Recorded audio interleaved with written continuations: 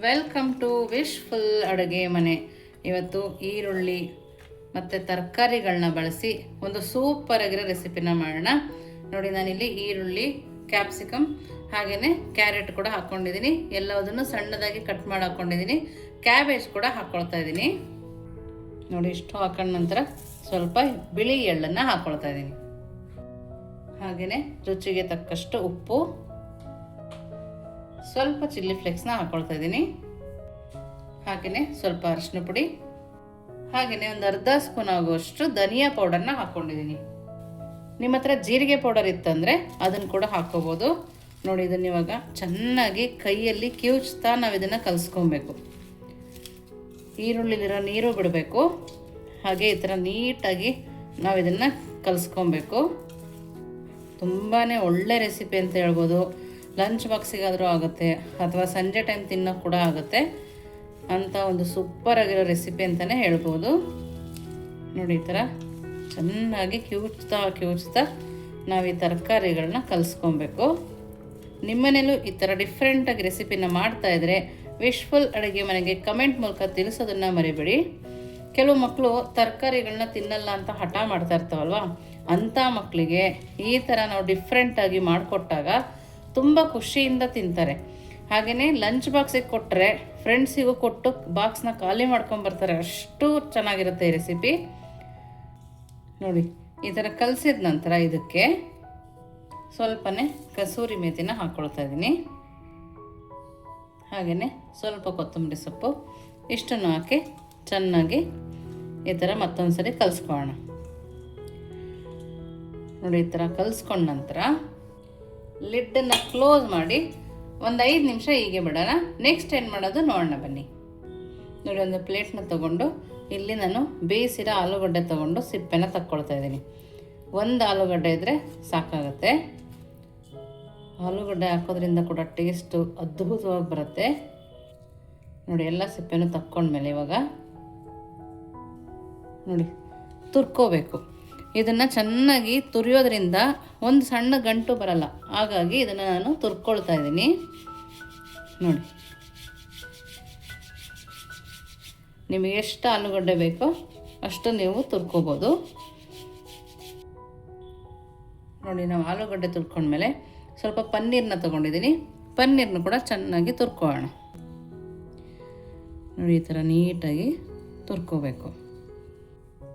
ಪನ್ನೀರು ಕೂಡ ನಿಮಗೆ ಎಷ್ಟು ಬೇಕೋ ಅಷ್ಟನ್ನು ಹಾಕೋಬೋದು. ನಾನಿಲ್ಲಿ ಮಕ್ಕಳು ಇಷ್ಟಪಡ್ತಾರೆ ಅಂತ ಅರ್ಧ ಪನ್ನೀರನ್ನ ಹಾಕ್ಕೊಂಡಿದ್ದೀನಿ. ನೋಡಿ, ಪನ್ನೀರು ಕೂಡ ಚೆನ್ನಾಗಿ ತುರಿದಿದ್ದೀವಲ್ವ. ಇವಾಗ ಇದಕ್ಕೆ ಸ್ವಲ್ಪ ಧನಿಯಾ ಪೌಡರ್ನ ಹಾಕ್ಕೊಳ್ತಾ ಇದ್ದೀನಿ. ಹಾಗೆಯೇ ರುಚಿಗೆ ತಕ್ಕಷ್ಟು ಉಪ್ಪು, ಸ್ವಲ್ಪನೇ ಕೊತ್ತಂಬರಿ ಸೊಪ್ಪು, ಹಾಗೆಯೇ ಸ್ವಲ್ಪ ಪೆಪ್ಪರ್ ಪೌಡರು. ನೋಡಿ, ಇಷ್ಟನ್ನು ಹಾಕಿದ್ಮೇಲೆ ನೀಟಾಗಿ ಕಲಿಸ್ಕೊಬೇಕು. ನೋಡಿ, ಇಷ್ಟು ಕಲಸಿದ ನಂತರ ಇದಕ್ಕೆ ನಾನಿವಾಗ ಇದಕ್ಕೆ ಚಾಟ್ ಮಸಾಲನ ಹಾಕ್ಕೊಳ್ತಾ ಇದ್ದೀನಿ. ಅದು ಕೂಡ ಸ್ವಲ್ಪನೇ ಹಾಕ್ಕೊಳ್ತಾ ಇದ್ದೀನಿ. ಅದನ್ನು ಹಾಕಿ ನೀಟಾಗಿ ಈ ಥರ ಕೈ ಆಡಿಸ್ಕೊಳ್ಳೋಣ. ನೋಡಿ, ನೀವು ಇದಕ್ಕೆ ಯಾವ ಥರ ಕಾಳುಗಳು ಬೇಕಾದರೂ ನೆನೆಸಿ ಹಾಕೋಬೋದು. ಹೆಲ್ದಿಯಾಗಿ ಕೂಡ ಇರುತ್ತೆ. ನಾನು ಆಲೂಗಡ್ಡೆ ಹಾಕೋದ್ರಿಂದ ಮಕ್ಕಳಿಗೆ ಇಷ್ಟ ಆಗುತ್ತೆ ಅಂತೇಳಿ ಆಲೂಗಡ್ಡೆನ ಸೇರಿಸ್ಕೊಂಡಿದ್ದೀನಿ. ನೋಡಿ, ಇವಾಗ ಇದನ್ನು ಪಕ್ಕಕ್ಕೆ ಎತ್ತಿಟ್ಕೊಳ್ಳೋಣ. ನಾವು ಮೊದಲೇ ಕಲಸಿಟ್ವಲ್ಲ, ಅದನ್ನು ಇವಾಗ ಏನಾಗಿದೆ ನೋಡೋಣ ಬನ್ನಿ. ನೋಡಿ, 5 ನಿಮಿಷ ಆಗಿದೆ. ನೋಡಿ, ಇವಾಗ ನೀವು ನೋಡ್ತಾ ಇರ್ಬೋದು ಎಷ್ಟು ಚೆನ್ನಾಗಿ ಇದರಲ್ಲಿ ನೀರು ಬಿಡ್ತದೆ. ನೋಡಿ, ಈ ಥರ ನಾವು ಇದನ್ನು ಕಲಿಸ್ಕೊಬೇಕು. ಇವಾಗ ಇದಕ್ಕೆ ನಾನಿಲ್ಲಿ 1 ಕಪ್ ಆಗುವಷ್ಟು ಗೋಧಿ ಹಿಟ್ಟನ್ನು ಹಾಕ್ಕೊಳ್ತಾ ಇದ್ದೀನಿ. ನಾನಿಲ್ಲಿ ಮೊದಲಿಗೆ ನೀರು ಹಾಕೊಳ್ಳಲ್ಲ, ಹಾಗೆ ಕಲಿಸ್ಕೊಳ್ತಾ ಇದ್ದೀನಿ. ಏಕೆಂದರೆ ನಮಗಿಲ್ಲಿ ಈರುಳ್ಳಿ ನೀರು ಬಿಟ್ಟಿರುತ್ತೆ, ತರಕಾರಿದಲ್ಲಿ ನೀರು ಬಿಟ್ಟಿರುತ್ತೆ. ಹಾಗಾಗಿ ಅದೇ ಥರ ಕಲಿಸ್ಕೊಂಡ್ರೆ ಒಳ್ಳೆಯದು. ನೋಡಿ, ಈ ಥರ ಚೆನ್ನಾಗಿ ಕೈಯಲ್ಲಿ ನಾದ್ತಾ ಕಲಿಸ್ಕೊಂಡ್ರೆ ಇನ್ನೂ ಸ್ವಲ್ಪ ನೀರು ಬಿಡುತ್ತೆ. ಆವಾಗ ನಾವು ಜಾಸ್ತಿ ನೀರು ಹಾಕೊಳ್ಳೋ ಅವಶ್ಯಕತೆನೇ ಬೀಳಲ್ಲ. ಅಕಸ್ಮಾತ್ ನಿಮಗೆ ತರಕಾರಿಯಿಂದ ಜಾಸ್ತಿ ನೀರು ಬಿಟ್ಟಿದೆ ಅಂದರೆ ಇನ್ನು ಸ್ವಲ್ಪ ಗೋಧಿ ಹಿಟ್ಟನ್ನು ಹಾಕೋಬೋದು. ನೋಡಿ, ಈ ಥರ ಚೆನ್ನಾಗಿ ಕೈಯಲ್ಲೇ ಕಲಿಸ್ಕೊಳ್ತಾ ಇದ್ದೀನಿ. ಇವಾಗ ಇದಕ್ಕೆ ಸ್ವಲ್ಪನೇ ನಾನು ನೀರನ್ನು ಹಾಕ್ಕೊಳ್ತಾ ಇದ್ದೀನಿ, ಜಾಸ್ತಿ ಹಾಕ್ಕೊಳ್ತಾ ಇಲ್ಲ, ಒಂದೇ ಸರಿ ಸ್ವಲ್ಪ ಸ್ವಲ್ಪ ಹಾಕಿ ನಾವು ಚಪಾತಿ ಹಿಟ್ಟೆಲ್ಲ ಕಲಿಸ್ತೀವಲ್ಲ ಆ ಹದಕ್ಕೆ ನಾವು ಇದನ್ನು ಕಲಿಸ್ಕೊಬೇಕು. ನೀವಿನ್ನೂ ನಮ್ಮ ವಾಟ್ಸಪ್ ಗ್ರೂಪಿಗೆ ಜಾಯಿನ್ ಆಗಿಲ್ಲ ಅಂದರೆ ವಿಶ್ಫುಲ್ ವಾಟ್ಸಪ್ ಗ್ರೂಪಿಗೆ ಜಾಯಿನ್ ಆಗೋದನ್ನು ಮರಿಬೇಡಿ. ನೀವಿನ್ನೂ ನಮ್ಮ ಚಾನಲ್ ಲೈಕ್ ಮಾಡಿಲ್ಲ ಅಂದರೆ ಲೈಕ್ ಕೂಡ ಮಾಡೋದನ್ನು ಮರಿಬೇಡಿ. ನೋಡಿ ಈ ಥರ ಚೆನ್ನಾಗಿ ಕಲಿಸ್ಕೊಂಬರೋಣ. ನೋಡಿ ಈ ಥರ ಚೆನ್ನಾಗಿ ಕಲಿಸ್ಕೊಂಡ್ಮೇಲೆ ಇದಕ್ಕೆ ಇವಾಗ 1 ಸ್ಪೂನ್ ಆಗುವಷ್ಟು ಎಣ್ಣೆನ ಹಾಕ್ಕೊಂಡಿದ್ದೀನಿ. ನೋಡಿ ಎಣ್ಣೆ ಹಾಕಿ ಚೆನ್ನಾಗಿ ಇನ್ನೊಂದ್ಸರಿ ನಾದ್ಕೊಳ್ಳೋಣ. ನೋಡಿ ಈ ಥರ ತರಕಾರಿ ಎಲ್ಲ ಹಿಡಿಯೋ ಥರನೇ ನಾವು ಇದನ್ನು ಕಲಿಸ್ಕೊಬೇಕು. ತರಕಾರಿ ತಿನ್ನಲ್ಲ ಅನ್ನೋರು ಕೂಡ ಇದನ್ನು ನೋಡಿದ್ರೆ ತರಕಾರಿ ತಿನ್ನಬೇಕು ಅನಿಸುತ್ತೆ, ಅಷ್ಟು ಚೆನ್ನಾಗಿರುತ್ತೆ. ಮಕ್ಕಳಿಗೆ ಒಂದೇ ಥರ ಲಂಚ್ ಬಾಕ್ಸ್ ಕೊಟ್ಟಾಗ ಬೋರ್ ಆಗ್ತಾ ಇರುತ್ತೆ. ಡಿಫ್ರೆಂಟಾಗಿ ಏನಾದ್ರು ಬೇಕು ಅಂತ ಕೇಳಿದಾಗ ನಾವು ಈ ಥರ ಮಾಡ್ಕೊಡ್ಬೋದು. ನೋಡಿ ಈ ಥರ ನಾವು ನಾದ್ಕೊಬೇಕು. ಇವಾಗ ಇದರಲ್ಲಿ ಒಂದೊಂದು ಉಂಡೆಗಳನ್ನಾಗಿ ಮಾಡ್ಕೊಳ್ಳೋಣ. ನೋಡಿ ದಪ್ಪ ದಪ್ಪದಾಗೆ ಮಾಡ್ಕೋಬೇಕು. ನೋಡಿ ಈ ಥರ ತರಕಾರಿ ಎಲ್ಲ ಇರೋದ್ರಿಂದ ನಿಧಾನಕ್ಕೆ ಮಾಡ್ಕೋಬೇಕು ನಾವು. ನಮ್ಮ ಮಕ್ಕಳು ಆ ತರಕಾರಿ ತಿನ್ನಲ್ಲ, ಈ ತರಕಾರಿ ತಿನ್ನಲ್ಲ ಅಂತೀವಿ. ಈ ಥರ ಡಿಫ್ರೆಂಟಾಗಿ ಅದರಲ್ಲಿ ಇದೆಯೋ ಇಲ್ವೋ ಅಂತ ಗೊತ್ತಾಗೋದು ಇಲ್ಲ ಅವ್ರಿಗೆ. ಆ ಥರ ಮಾಡಿಕೊಟ್ಟಾಗ ಖುಷಿಯಿಂದ ತಿಂತಾರೆ. ನೋಡಿ ಈ ಥರ ಮಾಡ್ಕೊಂಡಿದ್ದೀನಿ. ಇವಾಗ ನೆಕ್ಸ್ಟ್ ಏನು ಮಾಡೋದು ನೋಡೋಣ ಬನ್ನಿ. ನೋಡಿ 5 ನಿಮಿಷ ಆಗಿದೆ. ನೋಡಿ ಈ ಥರ ಉಂಡೆಗಳನ್ನಾಗಿ ಮಾಡ್ಕೊಂಡಿದ್ವಲ್ಲ, ಇವಾಗ ಇದನ್ನು ತಗೊಂಡು ನೋಡಿ ಈ ಥರ ಪ್ರೆಸ್ ಮಾಡ್ಕೋಬೇಕು. ನೋಡಿ ಸ್ವಲ್ಪನೇ ಗೋಧಿ ಹಿಟ್ಟನ್ನು ಹಾಕ್ಕೊಂಡು ನೋಡಿ ಈ ಥರ 2 ಸೈಡು ಮಾಡ್ಕೊಳ್ತಾ ಇದ್ದೀನಿ. ನಮಗೆ ಅಂಟಬಾರ್ದು ಅಂಥೇಳಿ ಮಾಡ್ಕೊಳ್ತಾ ಇದ್ದೀನಿ. ಲೈಟ್ ಕೈಯಿಂದನೇ ನಾವು ಇದನ್ನು ಲಟ್ಟಿಸ್ಕೋಬೇಕು, ಯಾಕೆಂದರೆ ತರಕಾರಿ ಹಾಕಿರ್ತೀವಲ್ವ, ಹಾಗಾಗಿ ನಿಧಾನಕ್ಕೇ ನಾವು ಇದನ್ನು ಲಟ್ಟಿಸ್ಕೊಳ್ಳೋಣ. ತರಕಾರಿ ಕೂಡ ಕ್ರಂಚಿಯಾಗಿ ತುಂಬ ಚೆನ್ನಾಗಿ ಬಾಯಲ್ಲಿ ಸಿಗುತ್ತೆ.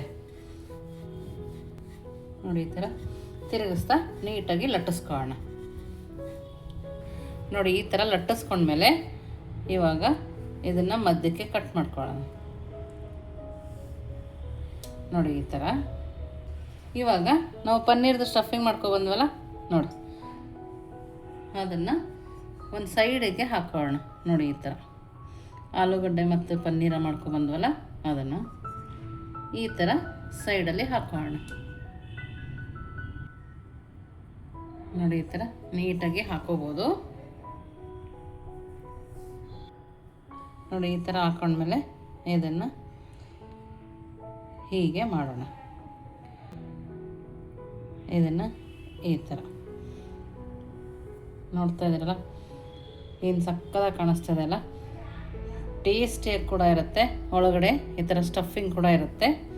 ಇದು ಕೂಡ ನೋಡಿ, ಇದು ಕೂಡ ಹಾಗೆಯೇ ಎಲ್ಲದನ್ನು ಇದೇ ಥರ ಮಾಡ್ಕೊಂಬರೋಣ.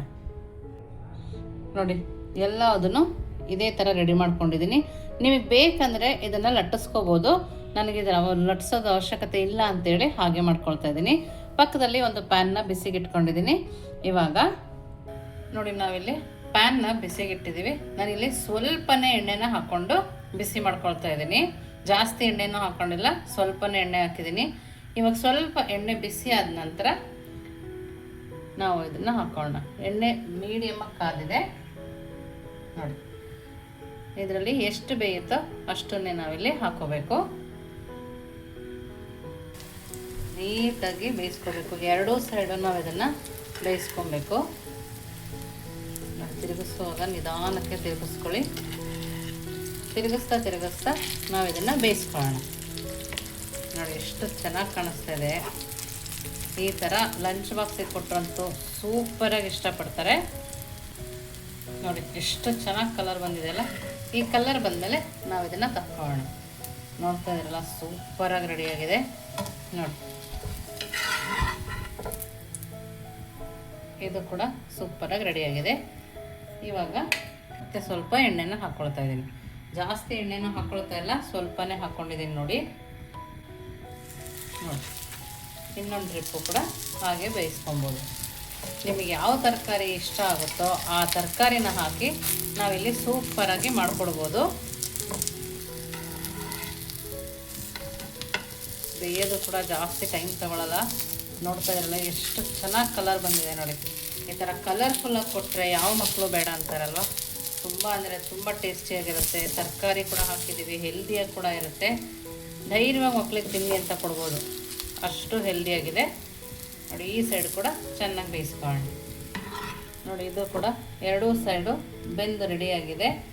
ಇವಾಗ ಯಾವ ಥರ ತಿನ್ನೋದು ನೋಡೋಣ ಬನ್ನಿ. ನೋಡಿ, ಎಲ್ಲವುದು ರೆಡಿ ಇದೆ. ನೋಡ್ತಾ ಇದ್ರಲ್ಲ ಎಷ್ಟು ಚೆನ್ನಾಗಿ ಕಾಣಿಸ್ತದೆ, ನೀವೇ ನೋಡ್ಬೋದು. ತುಂಬ ಅಂದರೆ ತುಂಬಾ ಚೆನ್ನಾಗಿದೆ. ಇವಾಗ ಒಂದನ್ನು ನೋಡಿ ಎಷ್ಟು ಕ್ರಿಸ್ಪಿಯಾಗಿದೆ ನೋಡಿ. ಕಟ್ ಮಾಡಿ ಕೂಡ ತೋರಿಸ್ತೀನಿ ನೋಡಿ. ನೋಡಿ, ಈ ಥರ ನೀವು ತಿಂದರೆ ಯಾವ ಪಫು ಬೇಕಾಗಲ್ಲ, ಅಷ್ಟು ಚೆನ್ನಾಗಿರುತ್ತೆ. ಇವಾಗ ಇದನ್ನು